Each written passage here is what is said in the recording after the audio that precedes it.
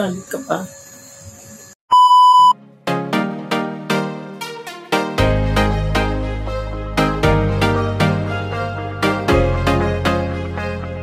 Hello guys, ako si Kuya Sadam Vlogs. Nandito ako sa lugar kung saan wala kayo kaya iba-vlog ko na lang. Lumabas nga kami ni Mrs. para mag-grocery kahit wala ng budget. Kaunti lang naman ang aming bibilhin, yung talagang kailangan lang. Buti na lang may naiwan pang pera sa ATM kaya nag-withdraw na si Mrs. 500 pesos nga lang ang withdraw ni Mrs. Dahil yun na lang talaga laman ng ATM.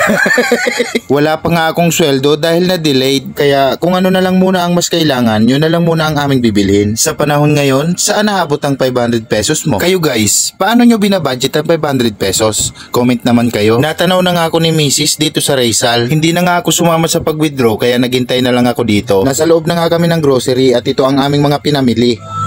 Dahil sa wala pang sahod, dito muna.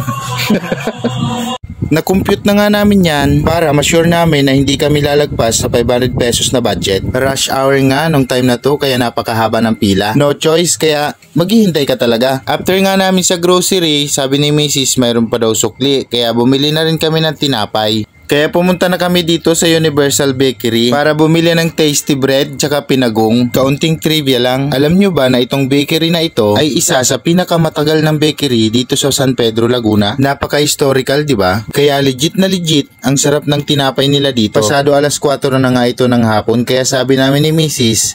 bumili na din kami ng ulamin namin panghapunan. Manok nga ang gusto naming bilhin kaso wala na nga pala kaming budget. Buti na lang naisip namin meron nga pala kaming GoTime card kaya sabi namin sa Robinson Supermarket na lang kami bibili para doon na lang sa card ang ibabayad namin. Pagka-uwi nga tinimplahan ako ni Mrs. ng kape. Sumakit kasi ang ulo ko dahil wala na nga kaming budget.